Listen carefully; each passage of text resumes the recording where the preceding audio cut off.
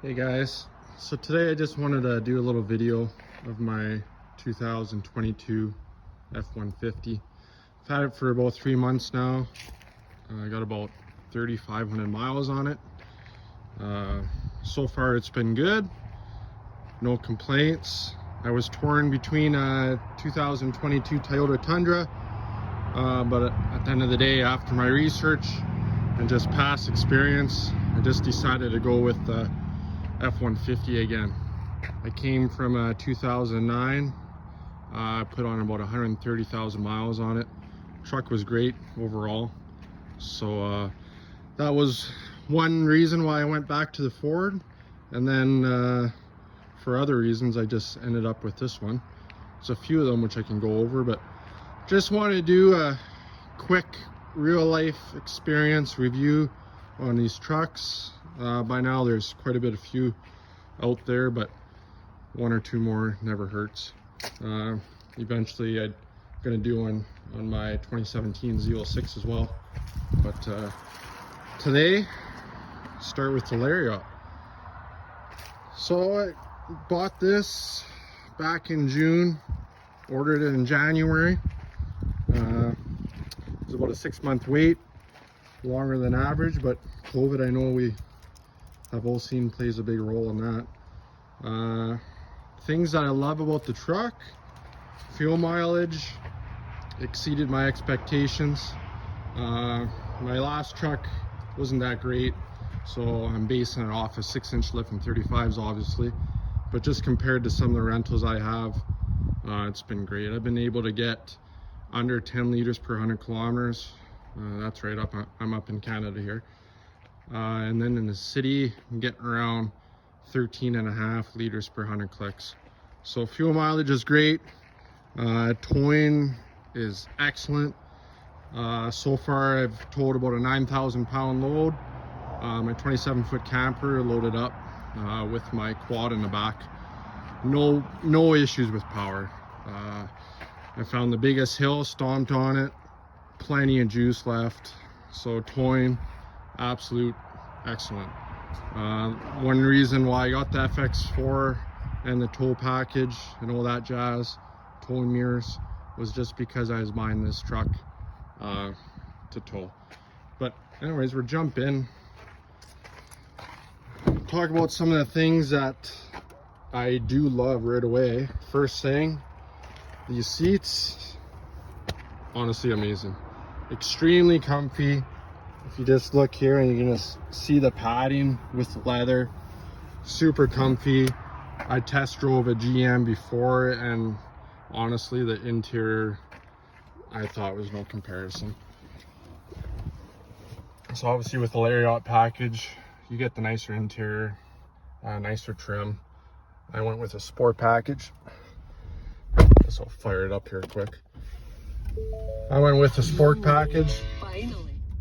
So we got the two-tone color up top, two-tone on the sides. I do find it is a little bit, it's not hard to keep clean, but I do notice, you can notice dirt on it quicker than anything else. I don't know if it's just the color or whatnot, but minor detail. But yes, the seats, awesome. Storage in the center, excellent. Back, tons of room. I usually keep the seats up just because I'm always throwing stuff on the floor. Right now, you'll see I don't have floor mats in it. That's just because I'm actually installing some Tux mats today. I actually might do a little video on those. Not WeatherTech, but Tux mats. So it's supposed to be a little bit better. But overall, no issues. I came from a truck that doesn't have too much tech. So it's a little bit to get used to. So far, I'm loving the tech. No complaints. The heated steering wheel, extremely warm. I know the Toyota, there's complaints about it not warm enough. This one's almost too hot. Love the digital gauge in the back. That's one thing that Toyota was lacking unless you went to a Platinum. Honestly, the back gauge looked from the 1990s. But yeah, no complaints at all. Ford's got this little gizmo going on. Honestly, it's probably the second time I've ever done it. I believe it's just for if you have the flip up workstation, which I don't need it. So that, not something that I do often, but I see lots of guys using that for whatever reason. But I love the center console shifter. I always just rest my hand on it when I'm driving. I'm used to my car, it's a manual. So there's just something about having the hand on the shifter. It's just feels more at home. Lots of storage in here. I just got the usual in here, first aid kit. This is actually my window sticker, which I can go through quick so you have a rough idea of the options that I got. So going back to fuel mileage, that's what it's rated for, 14.6 city, 11 highway. Best I've seen after a 300-mile trip was 9.6 liters per 100 kilometers. In city, I'm usually around 13 and a half. You see, I just reset this every time I gas up, but I'm about 12.3, but that changes all the time. But gas mileage is great. You can see some of the options that I got. So I got the 502 package, heated back seats, heated steering wheel, power telescopic, which is nice. I believe it also comes with lane assist, adaptive cruise control, a couple little gizmos. But then I also went with 355 rear end, just for towing, especially the locking diff. A lot of winter driving up here, that's important. I hate the auto start, so I got that taken off right away. Max trailer tow package, just for towing, along with the mirrors. FX4 package for the skid plates, larger tank, 360 cameras are a lifesaver. A lot of different options with the cameras. For backing up to a trailer, stuff I was not used to before, but once you have it, it's hard to say no. Like Ford really outdid themselves with the camera package. The one thing I do notice, it's not a deal breaker, but this view here, you can kind of see my house here, it's a little blurry, but better in the box. But I feel like they probably could have had a better camera for this view. It's definitely not like high def, but it's better than nothing. It's better than nothing at all for sure, especially what I'm used to, which is absolutely nothing. Front camera, side views, so the camera package, great option. Then yeah, got the bed hooks. That's generally what I ordered with this truck. After I got it, went with the 20% tint in the front so it matches the back. I added the wheel well liner. It's just hard plastic here. Looks a little bit better, but good for the winter driving. Little mud flaps, nothing crazy. You can see I got my license plate covered. Better safe than sorry these days, sad as it is. I didn't get the power tailgate. My opinion, Canadian winters I think would take a toll on it, and the tailgate is extremely light, and I'm not 80, so I can, you know, if I go to the gym I think I can lift my tailgate. But so I went with the spray-in box liner. Didn't get it from the factory, went with Line-X. Awesome, they did a wicked job. I'm curious to see how this is going to hold up. I'm used to the plastic liner, that's what I had in the past, but I wanted to give this a go, because a plastic liner you could lift up here, and then all the paint and that underneath would just rust away. But so far the box, excellent.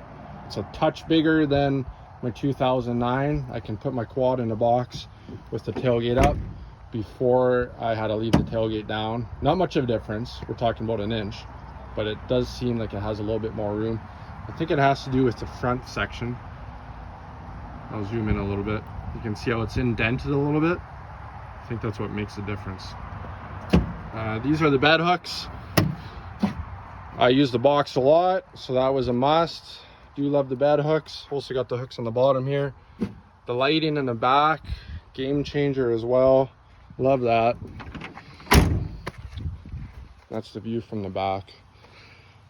Went with black rims.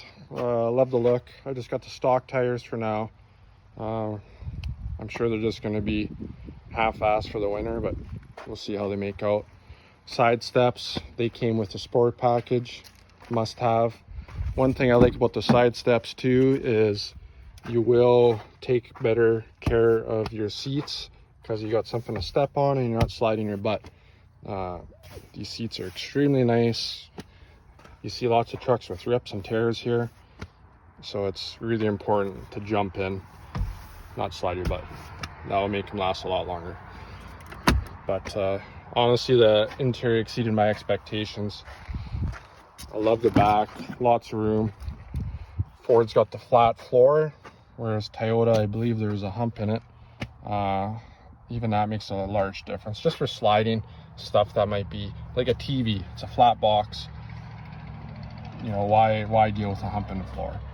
So that was another nice little thing I liked. I keep the seats up, but super easy to toss down if need be. Got the heated seats in the back. Got some 120 volt AC. You got a plug-in out here. All that gizmo cigarette lighter. No smoke in this truck, obviously, but options there. So the crew cab's nice. I had extended cab before. Big difference. Going back to the reason why I went with this over Toyota, price point played a little bit of the factor, mainly because of financing on this truck was 1%, Toyota was 5%. And just the fact that I could build this truck exactly how I wanted it. I wanted the towing packages. I didn't want a sunroof. One more thing to leak, because this is going to be a 10+ year truck. Another big factor for me was the aluminum body. My last truck, the cab corners were shot, rockers were going. With this aluminum, I won't have that issue. I hear the paint has been holding up well. It's been aluminum since 2015. I got buddies with 120,000 miles on the truck. Paint is still excellent compared to other years. So the body material was a big factor for me. Another factor with the Toyota is there's no place to step up here. I don't understand. I feel like they went backwards with their trucks. I don't get it. I know you can get the little option kick out step, but why should you have to get something like that just to get in your box? So box access, excuse me, went backwards. Another thing with the Toyota was, I know this is a big thing online, but the front tow hooks. I live in Canada, the roads are shit. I haven't had to get pulled out myself, knock on wood yet, but I have been a nice guy and pulled out other people out of the ditch. I use the bed hooks, or sorry, the front tow hooks. Sometimes a tow from the back, but you need to have this option. I know they went away with it, probably for fuel mileage and their adaptive aero. I believe that's what they got going on in the front. But for a truck, that's just a given, in my opinion. So some people will never use it. I don't live in the city, live out in the country. We get 5 to 6 feet of snow a year, roads are crap. I'm gonna be using those tow hooks one day. So that was another factor. So there is many reasons why I went with the Ford, but I was giving Toyota an honest go. I honestly was trying to talk myself into it because I've heard they're extremely reliable pickups. I know the old trucks definitely have that name. I'm curious how the new one's going to be because they obviously have a lot more tech in them now, so a lot more to go wrong, especially with the twin turbos that they have on there that Ford has had for a few years now. So I'm curious how Toyota is going to be reliability wise, but anyhow, it's pretty well the reasons why I went with this truck. Here's the Tux Max that I'm going to be installing today. They're pretty nice.